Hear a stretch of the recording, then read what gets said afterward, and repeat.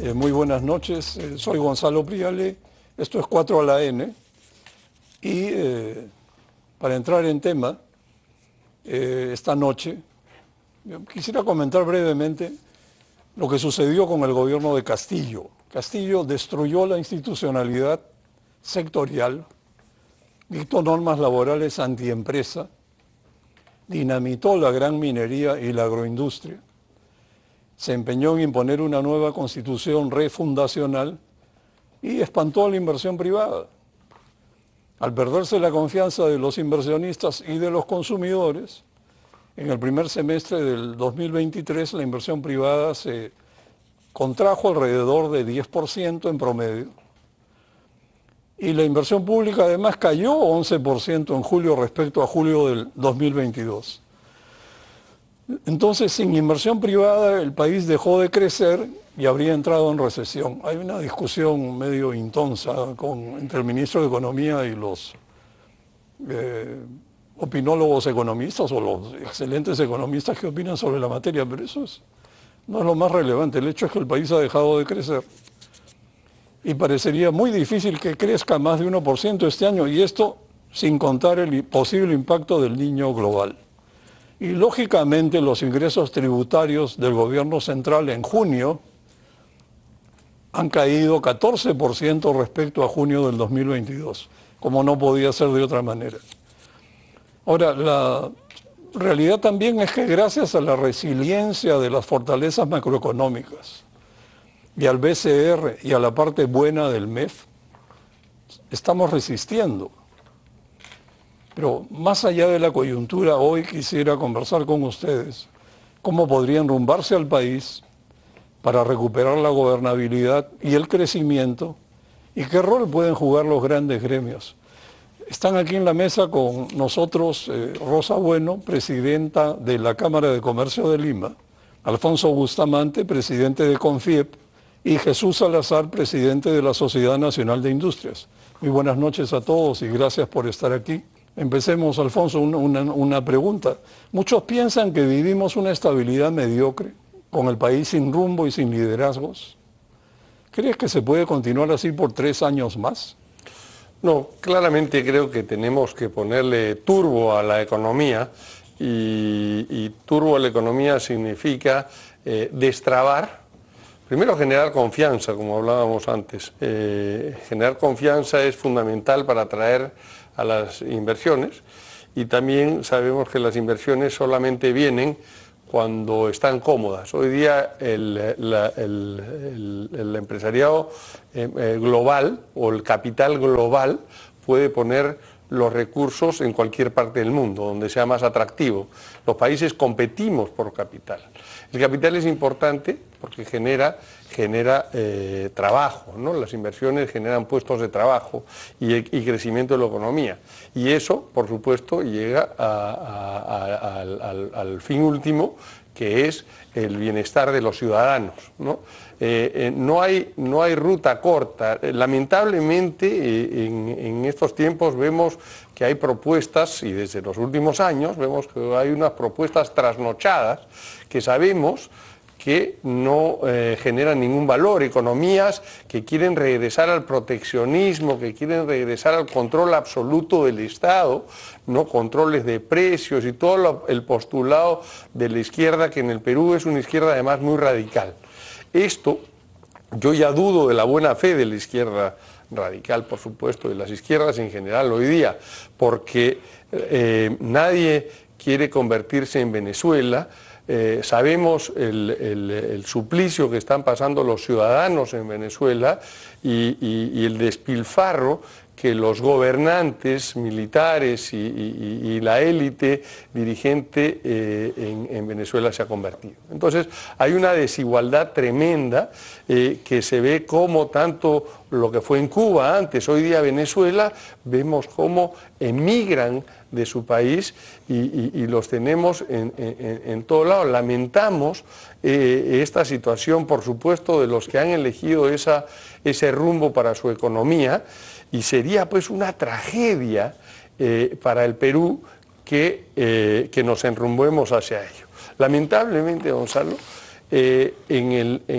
hemos elegido, el Perú eligió un gobierno, en su gobierno a Pedro Castillo. Entonces, tenemos poco tiempo para cambiar esa percepción de los que votaron por ellos. Y poco tiempo me refiero porque los beneficios de la economía, del crecimiento económico, han llegado a la mayoría de los peruanos, pero no a todos ellos.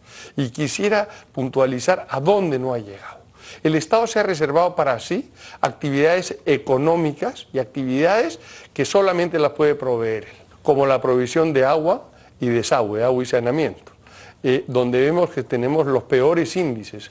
La pobreza extrema y multidimensional, como hay que medirla, es la que los ciudadanos, las personas, las familias no tienen acceso a los servicios básicos. La salud es otro ejemplo y que también es un monopolio del Estado.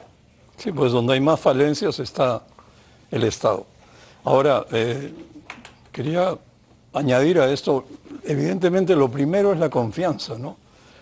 Pero algunos pensarán en el público que es una especie de capricho de los empresarios. Por eso yo quería preguntarles a ustedes dos, Rosa, ¿qué es la confianza de los inversionistas? A ver, yo creo que como en la conversación que vamos a tener hoy día es cómo nosotros desde los gremios empresariales podemos aportar a enrumbar el país.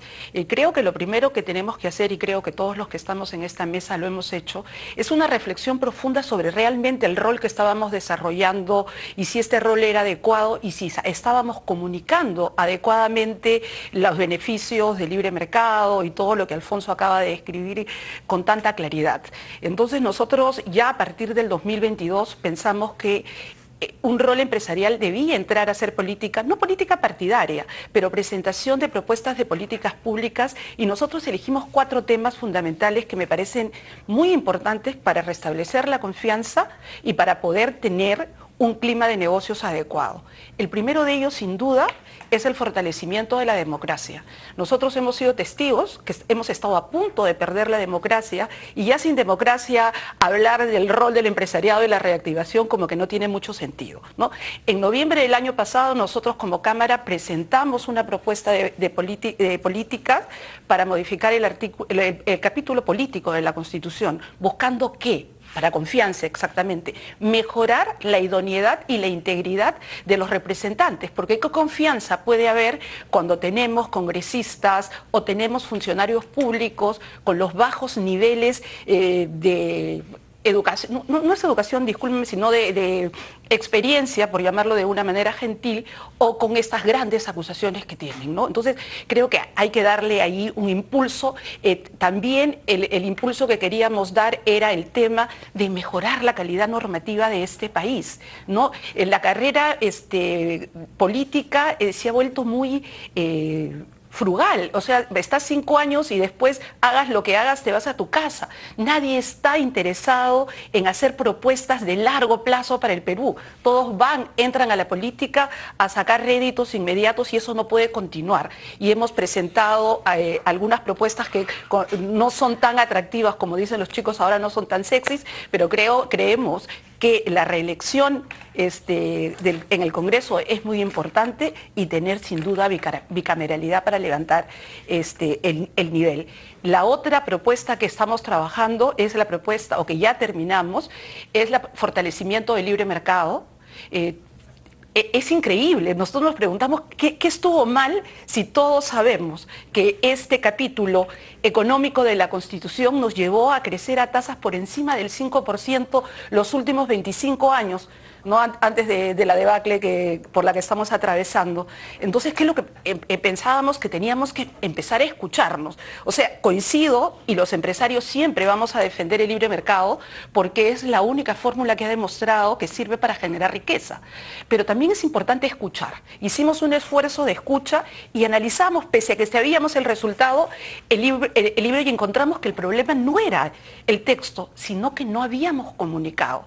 Entonces decidimos este trabajo convertirlo en un libro casi de caricatura, donde hemos tomado los 10 mitos con los que trabajan estos grupos que quieren modificar el sistema económico del Perú, y hemos desmitificado, pero de una manera sencilla. Es importante que los jóvenes entiendan, porque el problema creo que hemos tenido es comunicación. Entonces, esto estamos presentando, creo que los gremios tenemos la obligación de aportes para levantar el debate nacional.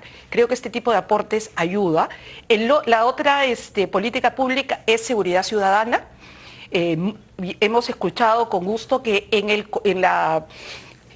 mensaje presidencial se han recogido algunas de las propuestas, pero también hay propuestas que no necesitan del gobierno, que somos nosotros los empresarios que tenemos que empezar a trabajar en mejorar, en ayudar, en ver.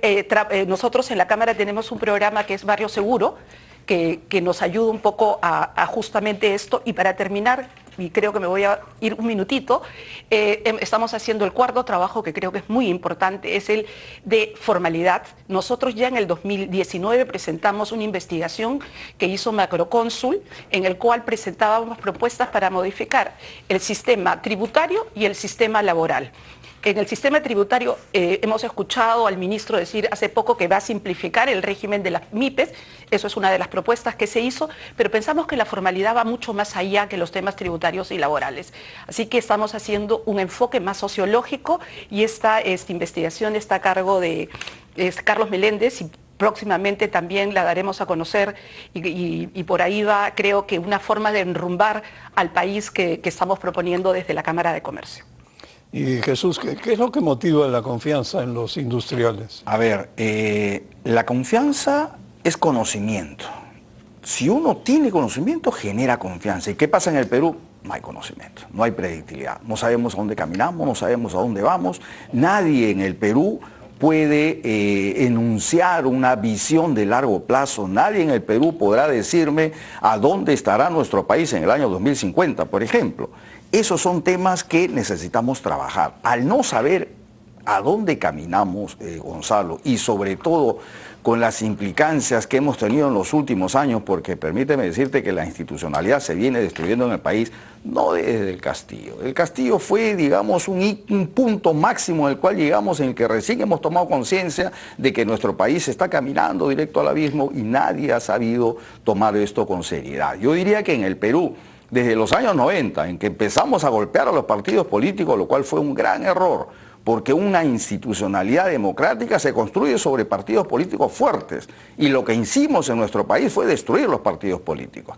Abrimos la posibilidad de que se surgieran estos movimientos que uno no sabe a dónde caminan ni cómo piensan, cuyos nombres más refieren a lemas deportivos que a una ideología política y de conocer hacia dónde se dirigen sus propuestas. Esto ha venido destruyendo al país. Y tanto es así que ya llegamos a una situación sumamente crítica. Y yo soy muy directo en decir que la situación económica del Perú sí está complicada. Y si bien es cierto, no le podemos llamar recesión técnica aún, estamos camino a ello. Un trimestre más y ya estaríamos en una recesión técnica. Estar en menos 1.4% del PBI en mayo es una locura. Estamos repitiendo cifras del año 2008-2009, de la época de la crisis internacional. La manufactura solo en mayo, Gonzalo, ha caído más del 15% y va acumulando casi 5% negativo en lo que va del año. Esto dice que el Perú a fin de año podría estar bordeando 1.2% de PBI. Y el problema no es el número del PBI per se, el problema es que el Perú con esos números va a incrementar su pobreza. Y ya lo decía Alfonso, que el tema de la pobreza hay que medirla multidimensionalmente. Pero el problema de la pobreza en el Perú es un flagelo muy grande para el sector más pobre, ¿no es cierto? Estamos hablando, perdón, de casi 30% que llegaríamos a diciembre si esto no se controla. Pero peor aún, el hambre extremo pasaría de 4 millones de peruanos a 6 millones de peruanos. Entonces, Yo preguntaría, Gonzalo, si tú has visto en los últimos días el noticiero, en los últimos periódicos, si alguien está tocando temas como este, si nos concentra y nos llama a los peruanos a hablar sobre cómo sacar a nuestro país de los problemas económicos en el que estamos generando más pobreza, o seguimos pensando de cómo va el comportamiento del grupo político X, o que quién salió presidente del Congreso, o cuántos juicios tiene este señor, cuántas demandas, o si nuestra presidenta se queda hasta el 26 o se va. O sea, son los temas coyunturales los que han distraído nuestra atención como país en los últimos años. Por eso es que estamos como estamos. 6 presidentes en tan corto tiempo dicen que estamos fallando en algo. Exacto, y esta noche justamente vamos a tratar de ir más allá de la coyuntura. Y Alfonso, ¿cómo crees que se recupera la credibilidad? ¿Es posible un shock de confianza que el país evidentemente necesita con urgencia, al mismo tiempo que la Municipalidad Metropolitana de Lima intenta desconocer contratos y fallos arbitrales de una concesión tan importante? Sí, a ver, la confianza demora en construir muchos años, pero se destruye en pocas acciones. Creo que la acción de la Municipalidad Metropolitana de Lima en este momento está yendo por el camino equivocado, por la destrucción de la confianza. Creo que las intenciones no hay que confundirlas. Todos estamos en contra de la corrupción y todos repudiamos, ¿no?, y queremos ver presos y castigados a los corruptos. Hacerlo con las formas de romper contratos fuera del establecimiento de los mismos, que eran el proceso arbitral, creo que destruye la confianza y no ayuda. Máximo si es que parte de los actores no estuvieron en el momento de los supuestos actos de corrupción, que creo que deben haberlos habido. Se trata de inversionistas de infraestructura de talla mundial, que supuestamente han hecho una debida diligencia y obtuvieron los permisos de quienes fueron las autoridades del momento. Eso es institucional, ese es el país. Creo que hay que ser consistentes, aunque no nos gusten algunas de las cosas. Por ejemplo, también castigar a Chavimochic porque el constructor o el concedente o el concesionario fue Odebrecht es un error. Estamos castigando a los trujillanos, estamos castigando al Perú y estamos castigando a una actividad económica muy importante. Entonces hay que saber distinguir de castigar a los corruptos, de castigar a las instituciones o peor a las obras, ¿no? El Perú tiene un déficit de infraestructura de alrededor de 100.000 millones de dólares. El Perú tiene, a pesar de tener unos recursos muy importantes hoy día, no le alcanzan para cubrir solamente con obra pública este déficit. Y ese déficit de infraestructura es otra vez mejor calidad de vida para los peruanos. Necesitamos entonces del sector privado para hacerlo. Necesitamos del capital del mundo, que es el capital no necesariamente está en el Perú. Entonces hay fondos de inversiones en el mundo que están dedicados a inversiones en infraestructura. Hay que atraerlos y para eso hay que generar confianza. Y esto no podremos cerrar las brechas si no atraemos a ese capital y si no desarrollamos infraestructura. Sí, efectivamente. Rosa, en el mensaje presidencial se presentó al Estado como el eje de la reactivación y puso mucho énfasis el mensaje en inversiones en infraestructura, muy grandes, medianas y pequeñas, pero en cantidades pocas veces vistas antes. Y como el gobierno parece que desconfiara de la inversión privada, se ha concentrado en acuerdos de gobierno a gobierno, que en el fondo son obras públicas tercerizadas. Y para eso ha creado la Autoridad Nacional de Infraestructura. Bueno, entonces, ¿cómo puede el gobierno inspirar confianza si no confía en el sector privado y tampoco confía en sus propias capacidades y recurre a gobierno para muchas inversiones? A ver, no es una pregunta fácil. La verdad, yo empezaría diciendo que el gobierno tiene muy pocas capacidades en este momento.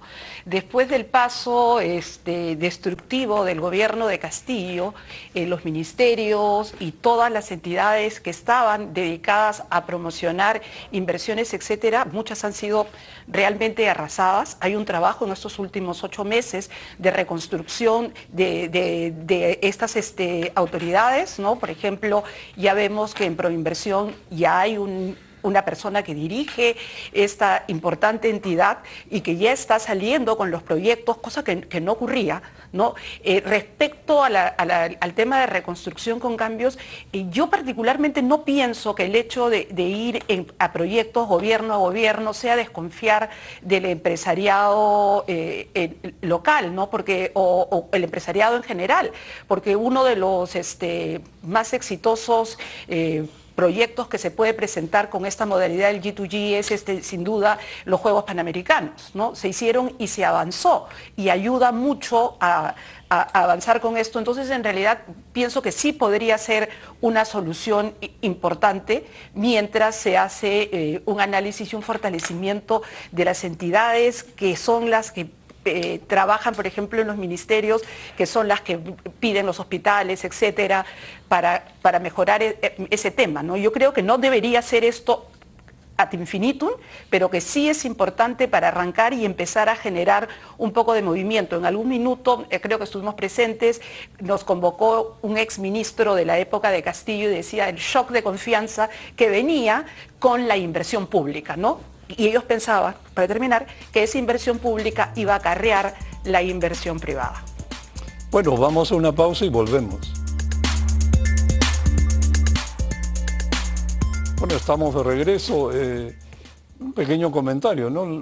Después de lo escuchado, me parece que ha quedado claro que la reactivación y la confianza son una dupla. Una conduce a la otra y viceversa. Y ya que estamos hablando de inversión pública, este es un caso diferente, pero con el asistencialismo de Compunche Perú, no vamos a salir del estancamiento económico, ¿no? Se requiere atraer inversión privada en serio para reactivar la economía, generar empleo y dejar que el mercado haga su trabajo, que es al final del día la solución a los problemas. Jesús, entrando a aspectos específicos, ¿qué se debería hacer con el paquete de normas laborales antiempresa que dictó la dupla Castillo-Betsy Chávez? Ok, primero permíteme, Gonzalo, opinar sobre el tema de la inversión pública. Yo sí creo fehacientemente que tiene que haber un shock de inversiones públicas, porque la inversión privada sí se está paralizando, es más, no está paralizando, está cayendo. Ya se habla de que cerraremos el año en más o menos menos 3% de inversión privada. A la fecha van 4 trimestres negativos en inversión privada. Eso es muy duro para un país que quiere crecer. Si hay un shock de inversiones públicas, se dice que esto tiene un efecto multiplicador como de 4 en la inversión privada. Así que sí necesitamos eso para generar confianza. Si uno pregunta hoy al empresario peruano o al extranjero, al inversionista, si va a invertir en el segundo semestre en el Perú, lo hemos hecho nosotros en la encuesta de opinión industrial a nivel de socios de la Sociedad Nacional de Industrias, y todos manifiestan que no van a invertir en el segundo semestre, que no van a contratar más gente, que no van a comprar maquinaria. Eso es muy mala noticia para la industria nacional y por supuesto para el país. Así que yo sí creo que necesitamos grandes esfuerzos, más que los punches que son muy cortoplacistas. Necesitamos grandes esfuerzos de demostración que el gobierno está en capacidad de poder hacer ese shock de inversiones y salir de ese 30% escaso de gasto de su presupuesto en lo que va el primer semestre.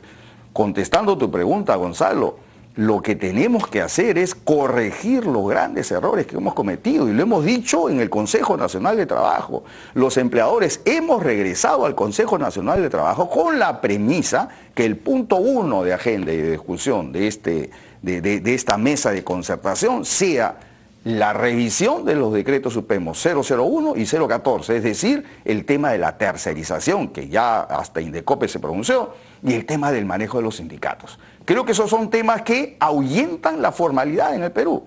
Y todos sabemos que en el Perú la informalidad sigue ganando terreno. Ya estamos en casi un 80% de informalidad.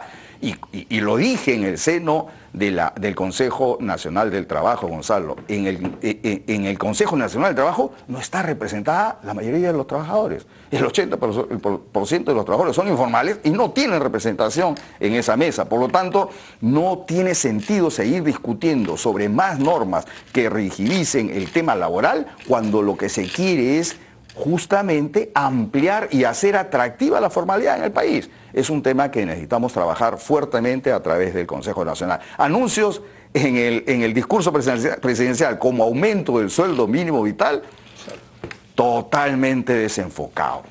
No era necesario, no debió haberse tocado ese punto, porque ese es un punto que debe discutirse técnicamente en el Consejo Nacional del Trabajo. Pero brevemente, en tu opinión personal, estas normas, muchas de las cuales son bien nocivas, laborales, antiempresa, ¿debieran derogarse? Mira, yo estoy convencido de que sí, así debe ser. La OECD mismo comenta que nuestro sobrecosto laboral en el Perú excede todos los límites de los países, de los miembros del país de la OECD. Entonces, esto es una demostración clara que Perú va contra la tendencia de la formalización laboral. Bueno, ahora específicamente también, Alfonso, creo que al final de este periodo aciago que hemos vivido, tenemos dos motores apagados, ¿no? Por un lado, no se restablece el Estado de Derecho en las zonas mineras del sur, y entonces no hay nueva gran inversión minera en el horizonte. Y por otra parte, no se ha restablecido la ley de promoción agraria, y sin embargo se ofrecen 100.000 nuevas hectáreas para la agroexportación con el destrave de Majes Iguas 2 y Chavimochic 3. ¿Qué esperarías en ambos casos? Bueno, realmente son dos sectores emblemáticos y ahí es donde apuntó Castillo justamente para dañarlos. Así es. Ahora, quiero recordar que en el sector agrario, quien derogó el régimen agrario fue ese Congreso transitorio que hubo por un año y que justamente no permitía la reelección. Entonces les dio licencia para matar sin consecuencias. Se ensañaron con el sector agrícola y no observaron absolutamente todos los argumentos y el bienestar que ha generado el número de empleo y pusieron antitécnicamente, un poco lo que hablaba Jesús del CNT y todo, antitécnicamente un bono especial para el trabajador agrario de 30% por encima del salario mínimo, a sabiendas que el componente laboral de los costos del sector son los más importantes, le ocasionó dos cosas. El primero, que se retiraran más de 1.500 empresas del régimen agrario y transitaran o al régimen general o a la informalidad. Yo apuesto que la mayor cantidad de ese tránsito fue hacia la informalidad. Y segundo, que el salario promedio en el agro se redujo un 5% a pesar de tener bono beta. ¿Qué pasa? Es que hay un sistema de bonificación por eficiencia, ¿no? por efectividad, y eso se amarraron de las manos a la empresa y socializaron el bono a todos, lo cual ha sido un desastre para la productividad y para los trabajadores. Entonces eso ha sido muy mal. Y coincido contigo que urge la necesidad de restablecer un régimen agrario que nos sea competitivo. Otro tema en el sector minero, tenemos que decir qué va a hacer el gobierno para poner en valor todos esos proyectos mineros que hoy día están estancados, ¿ya? Entonces, y ya sabemos que que están estancados básicamente por una licencia social, ¿ya? ¿Cuál es el rol del Estado? ¿Qué va a hacer el gobierno para coayudar a obtener la licencia social? Y claro que tiene que ver con la atención también de los derechos de las poblaciones vulnerables de la sierra, ¿no es cierto?, y vulnerables de las provincias que vemos que efectivamente tienen un atraso inmemorial. ¿En términos de qué? En términos sobre todo de provisión de servicios públicos básicos, agua, desagüe, educación y salud, ¿no? Y a pesar de que hayan subido los ingresos de las poblaciones por mayor actividad económica que ha generado el modelo económico, ellos regresan a la pobreza, ¿no?, cuando tienen que distribuir gran parte de sus recursos para atender la provisión de esos servicios básicos que además están garantizados por la Constitución, ¿no? Y sin embargo no son provistos. Entonces realmente tenemos un trabajo que hacer social, ¿no?, y tenemos que orientar esas inversiones, por eso urgen también las inversiones ya, sobre todo en cierre de brechas, donde el sector privado puede jugar un rol muy importante para acelerar ese producto. Y estoy de acuerdo con Jesús que la inversión pública es importante. Hoy día el país no puede darse el lujo de decir no solo quiero inversión pública o solo quiero inversión privada. Necesitamos todos los mecanismos para acelerar este cierre de brechas y reactivación de la economía. Reactivación de la economía es generarle trabajo a nuestros hijos. O sea que hoy día, sin ellos, nuestros hijos no tienen futuro. Exacto, yo creo que estamos dando en el clavo, hay que hacer que las obras se muevan, obras públicas, obras privadas. Al año se presupuesta recursos para unos 58.000 proyectos. Y más o menos 47.000 son obras locales, pequeñas, cuyo monto promedio es $500.000 soles. Esa es la obra pública donde hay más reto. Ahora, Rosa, sincerando un poco el tema, es casi nula la capacidad de gestión del gasto público en obras en los gobiernos regionales y locales que ahora reciben 65% del presupuesto en obras, como acabo de mencionar, para miles de obras locales y, por supuesto, obras regionales que normalmente son medianas o de mayor tamaño.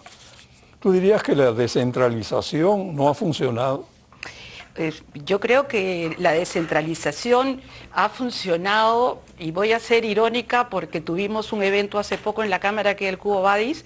Estamos descentralizando corrupción y por eso voy a insistir, aunque caiga pesada, que las autoridades que estamos eligiendo son las que están mal. Por eso es que tenemos que dar una mirada más allá de este tema que es importantísimo y que los gremios lo hemos hecho tradicionalmente y hemos aportado bien, dar esa mirada hacia temas más profundos como es el tema de la elección de nuestras autoridades. Alfonso, y tú hablabas de cómo hacemos caminar los proyectos mineros. Es paradójico, pero si uno analiza el gasto, la capacidad de gasto de las regiones que tienen canon, es mínima. Entonces, ¿cómo puedes hablar tú con esa población de que esos desarrollos mineros los están beneficiando cuando no los están beneficiando? Entonces, tenemos un problema que es anterior a este tema, que tenemos que agarrarlo, pero así de frente. No lo vamos a solucionar hoy día, pero no lo debemos perder de vista, ¿no? El tema de la licencia social es un tema complejo y es un tema en que las bases del Estado están fallando.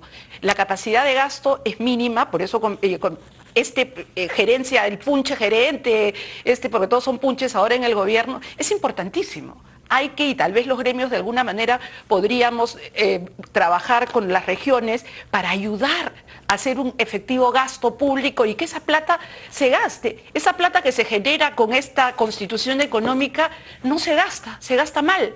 Todo lo que se desperdicia en corrupción es impresionante. Y no solamente en corrupción pura y dura de coima debajo de la mesa, sino en la corruptela de obras que no son obras adecuadas, que duran un mes, 2 meses con materiales. El sistema que tiene la forma de presentar los contratos en el Perú son precio y rapidez, y no necesariamente el precio y la rapidez van a generar obras de buena factura para ayudar a cerrar las brechas que tanto necesita el país.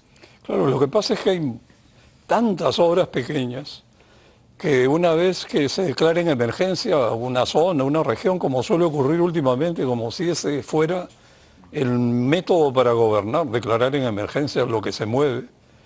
Bueno, eso conduce a obras que se ejecutan por administración directa de los alcaldes. Los alcaldes se vuelven ingenieros.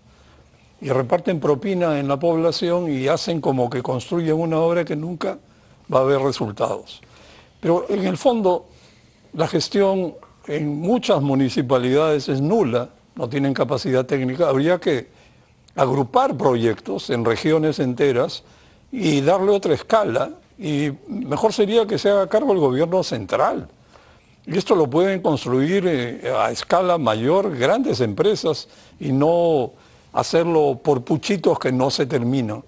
Entonces el problema no es que se deja de gastar cada año 30% del presupuesto, sino que con el 70% que sí se recibe, no son capaces de iniciar y concluir los proyectos en el plazo ni en el presupuesto asignados, y muchas veces las obras no se concluyen. Entonces la plata se pierde en obras deficientes o paralizadas y en corrupción. Como tú dijiste muy bien, Rosa, la descentralización habilita a gobernadores y alcaldes a saquear el Estado. Creo que esa es la manera de expresar claramente lo que nos está sucediendo y hay que remediarlo. Ahora, Jesús, no solamente es una broma, no solo de pan vive el hombre, también tenemos problemas políticos que golpean duramente el clima de inversiones y la confianza empresarial. ¿Qué opinas de la calidad de la política que se practica ahora en el país? Ok, brevemente nada más para hacer un comentario respecto al tema de las obras que para mí también es fundamental. Y yo sí creo, Gonzalo, en que las regiones deben seguir empoderándose, pero hay que ayudarlos a hacer esto. No podemos seguir pensando que desde Lima vamos a hacer todo a nivel país. El problema está en que, a decir de la Contraloría, esos 2.300 obras paralizadas por más de 23.000 millones de soles tienen dos problemas, técnico y de corrupción. El de corrupción es de toda nuestra sociedad, que hay que empezar a trabajar, y ahorita que vamos a hablar de política vamos a hablar de eso seguro. Y segundo es el tema técnico, y el técnico necesitamos hacer docencia técnica. Hace un ratito hablaban de los programas de gobierno a gobierno, por ejemplo. Yo soy uno de los que piensan que ese tipo de programas no deberían existir. Yo no creo que es lo más correcto para nuestro país. Yo sí creo que los técnicos peruanos estamos preparados para hacer nuestras propias obras, por el amor de Dios. La carretera central, décadas retrasadas, ¿acaso no tenemos profesionales capacitados para poder hacer una obra de este tipo, que tenemos que recurrir a gobiernos que nos ayuden a hacer nuestras propias obras? Yo creo que eso es, la verdad, por decir de menos, una falta de respeto a los grandes ingenieros que tiene nuestro país. Bueno, si tú me hablas de política... la calidad de la política. Yo diría, hace poco tuve un conversatorio con un grupo de capitalismo consciente, que justo estábamos hablando del tema de la política y se hablaba de qué opinas de la... como que de la destrucción de la política en el Perú. Yo contesté que la política no hay que satanizarla. Yo sí creo que la política es una de las herramientas más nobles que existen para conducir a un país a su desarrollo y ayudarnos a visionar como país. Lamentablemente los políticos en el Perú que hemos tenido no nos han ayudado a eso. ¿Qué ha pasado en el Perú? Lo dije al inicio en mi primera intervención. Hemos destruido la institucionalidad partidaria, política partidaria, que eso como consecuencia ha traído que nuestra política actual tenga graves dolencias. ¿Qué hacer ante eso? ¿Cómo reconstruir la política? Yo diría que necesitamos empezar, Gonzalo, por ponernos de acuerdo los peruanos sobre qué tipo de país queremos, sobre qué país queremos. Y aquí hay un rol fundamental del empresario.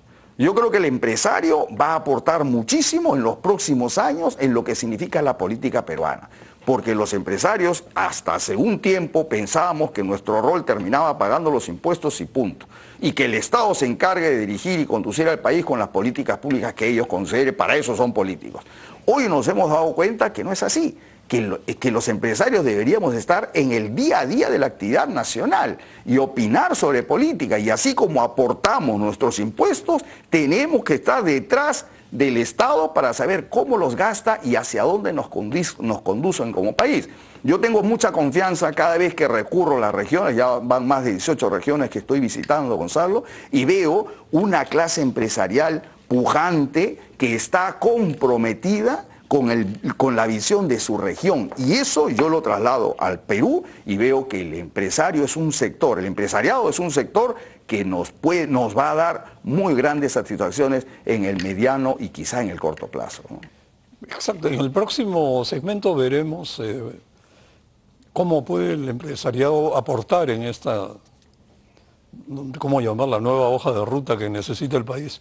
Pero Alfonso, para terminar con este segmento, el gobierno actual, bueno, respeta la Constitución, no se puede, eso lo hace. Pero ¿no crees que debiera deslindar de una vez por todas de la Asamblea Constituyente y una nueva Constitución refundacional que sin duda constituye pues una enorme piedra en el zapato de la confianza empresarial y de los peruanos? Sí, creo que no solamente es eso es una función del gobierno central, sino es una función de todos nosotros, y felizmente hemos visto la temperatura sobre este tema ya descender, ya no está en la agenda. Creo que Jesús dijo en su primer momento, oye, tenemos que ocuparnos en lo que verdaderamente le importa a la gente. No, si le importa la política, yo creo que estamos hartos de la política, como se ha venido manejando.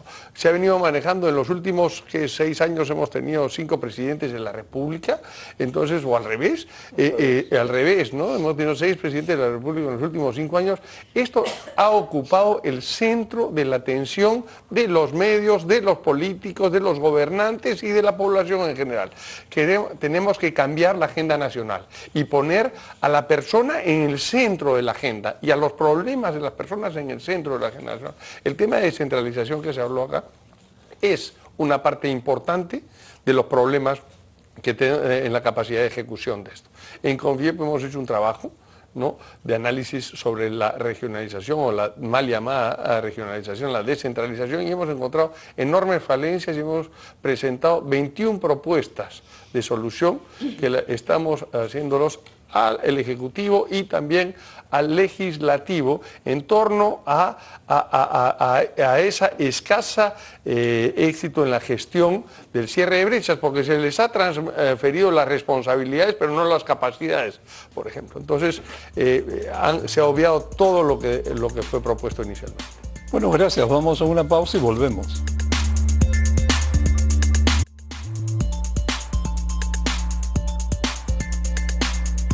Estamos de regreso, ¿no? Y para ir al tema de qué hacer de aquí en adelante para contribuir al nuevo enrumbamiento del país, qué pueden hacer los grandes gremios que están aquí en la mesa.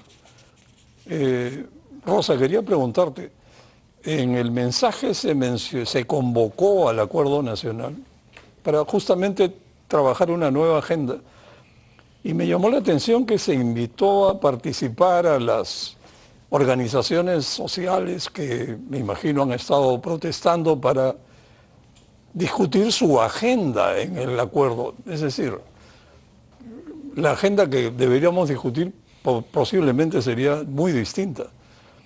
¿Tú crees que el Acuerdo Nacional sería el ámbito indicado para discutir y actualizar una agenda nacional común, una nueva partida de nacimiento? Yo creo que el Acuerdo Nacional, como cualquier otra institución que tenga ánimo de escuchar y de oír las agendas, porque ahí yo sí creo que la agenda sí es importante, que estas organizaciones sociales que tienen reclamos justos, injustos, adecuados o no, se escuchen. El problema con el Perú ahora... Que planteen una nueva Constitución. Por supuesto, porque tú puedes analizar y darles las herramientas para que analicen su pensamiento, y por eso creo que los gremios tenemos una tremenda obligación en informar. Si quieren plantear una nueva Constitución, están en su derecho. Lo que nosotros tenemos que hacer es demostrar que están equivocados y que eso no es correcto, pero lo que no podemos, creo yo, porque vamos a mantener un país dividido, y un país dividido es un país perdido. Siento que lo que nosotros tenemos es que escuchar y discutir y cambiar nuestra forma de comunicación más sencilla. Y la verdad es que el Acuerdo Nacional o cualquier otra instancia tiene que escuchar. Tenemos que escucharnos y respetarnos entre peruanos para poder empezar a retomar estas políticas públicas y todo lo que viene después. Si no hacemos ese trabajo de sanar al país, yo creo que los esfuerzos que hagamos después no van a ser los suficientes. Alfonso, ¿qué ingredientes crees que podría tener un pacto económico, político y social para enrumbar al país, salir del atolladero en el que nos han metido los políticos? Yo creo que hay que escucharnos efectivamente entre los peruanos y tenemos elementos y venimos haciéndolo, pero lo que ha faltado es ejecución de eso. ¿Ya? Entonces, en los últimos tiempos hemos estado escuchando los verdaderos problemas. Las marchas, lamentablemente, las marchas violentas, lamentablemente estaban muy politizadas. ¿Ya? No planteaban los problemas de la sociedad, sino más bien políticos, ¿no? Y una agenda manejada por pocos líderes que eran asusadores. Realmente nos fuimos a hablar a las regiones, nos fuimos a hablar sectorialmente y realmente encontramos que hay problemas que subsisten, ¿no? Y que son muy duros. ¿Cómo hacemos para que los beneficios del crecimiento económico le alcance a todos los peruanos? Esa es la agenda pendiente que tenemos. Entonces, esa es la agenda que hay que trabajar y hay que operar furiosamente en eso, en cerrar las brechas. Tenemos los recursos para cerrar brechas. Es imperdonable que no lo hagamos. El tema de salud. Hemos hecho una propuesta o acompañamos una propuesta para la parte formal, por lo menos, que es, como decía Jesús hace poco, la minoría de los trabajadores en el Perú. Pero es la parte donde los empleadores aportamos en beneficio de nuestros trabajadores un seguro y sus familias un seguro integral de salud y que no reciben ese servicio. Esa es una agenda real. ¿Cómo hacemos que salud pueda hacer un delivery correcto de lo que tiene que hacer? Entonces, comencemos por la gobernanza. Ya hay un proyecto de ley en el Congreso en torno a la gobernanza de salud. Institución que es de los trabajadores y los empleadores del Perú. Entonces, ese directorio, compuesto por 9 miembros, trabajadores, empleadores y el Estado, tiene que funcionar objetivamente y no debe ser una dependencia del Ministerio de Trabajo. Tiene que hacer responsable de sus actos al directorio y trabajar empoderando a las gerencias y trabajando en beneficio del asegurado.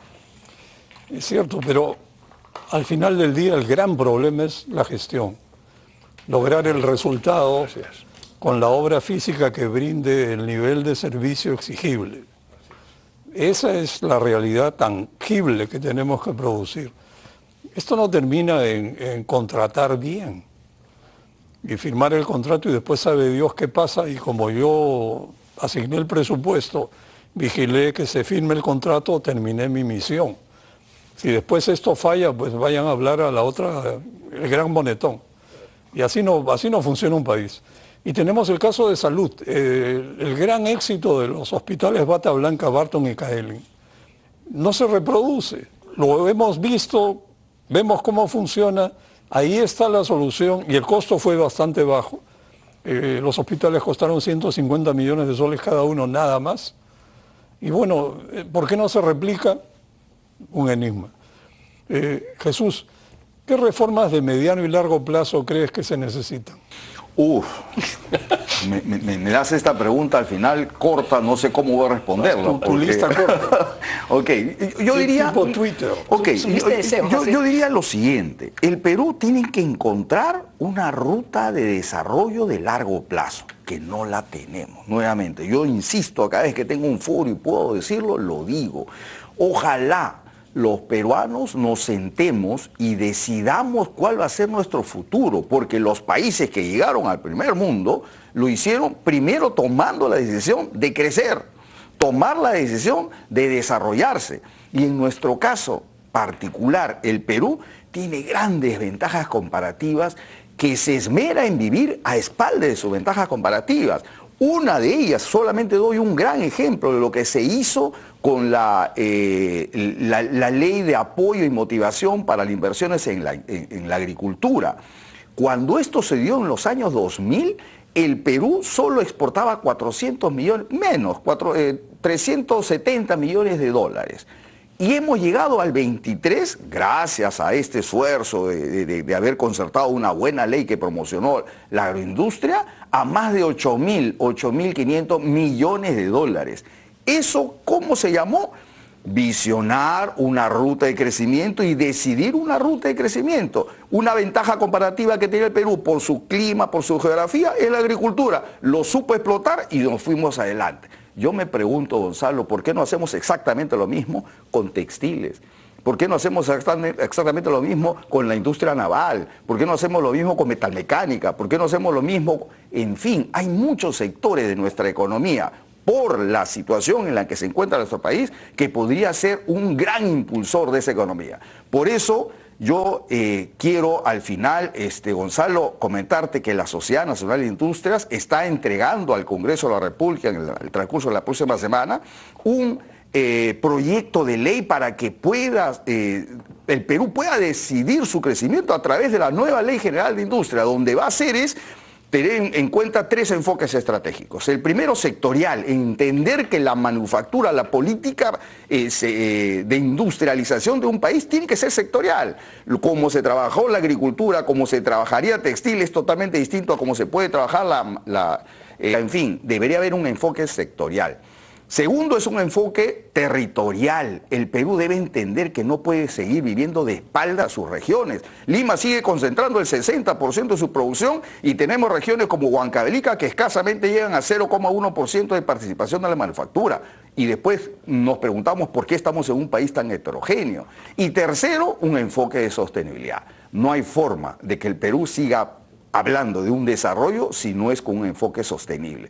Yo creo, Gonzalo, sinceramente que el Perú, y a través de grandes foros de discusión, la presidenta habló de un pacto de reconciliación en su mensaje y me gustó que empezara de esa manera, pidiendo perdón y hablando de que es necesario un pacto de reconciliación, buscando la paz, justicia e igualdad. Yo creo que eso nos une. Cuando a los peruanos nos hablan de bienestar, de futuro, de crecimiento, nos une. Yo creo que podríamos hacer grandes mesas de conversación macrorregionales, llegar a acuerdos, a visionar el crecimiento de estas 4 grandes macroregiones que podríamos dividir al país y luego juntarnos a nivel nacional y tomar esa gran decisión de irnos hacia un país industrializado. Creo que eso es una tarea pendiente que hay que iniciarla ya. Y tú, Rosa, brevemente, en un par de minutos, ¿cómo ves el rol que podrían jugar desde el sector privado?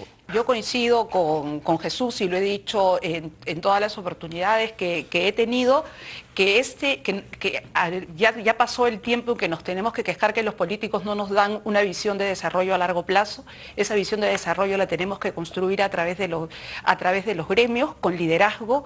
Hay que comprometer a los jóvenes, no hay que tenerle miedo a la palabra política. La palabra política es importante y determina el bienestar del país, porque con autoridades, etcétera, ya les conté todo el tema con el que soy machacona, porque lo creo firmemente que tenemos que solucionar ese tema y creo que esa propuesta la tenemos que hacer desde los gremios, generar unas propuestas de desarrollo a largo plazo. La Cámara ha empezado con estos 4 temas que nos parecen fundamental. Jesús está trabajando en industrialización, CONFIEP ha trabajado muy bien también en regionalización. Creo que cada uno tiene ya avanzado una idea de desarrollo y otra cosa que tenemos que hacer es unirnos nosotros y empezar a sumar esfuerzos. Insisto, un país dividido es un país perdido. Desde el sector empresarial tenemos que hacer el trabajo que dejamos de hacer y hoy día es paradójico que de manera inversamente proporcional al crecimiento económico de los últimos años hubo la degradación de la política en el Perú. Tenemos que preguntarnos qué pasó y tomar nuestra parte de responsabilidad y juntarnos para cambiarlo.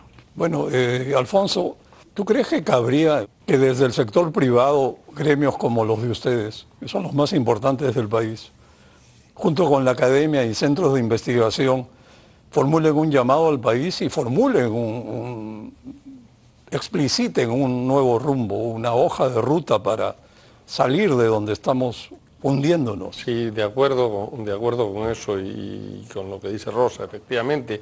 Yo creo que juntos somos mucho más fuertes, hay que unirnos además, porque tenemos ideas. Trabajamos ya en conjunto muchos temas. Hay muchos espacios en los cuales los gremios trabajamos juntos y eso ayuda, pero efectivamente la academia, también todos los gremios tenemos esfuerzos en cuanto a hoy día soluciones integrales de país.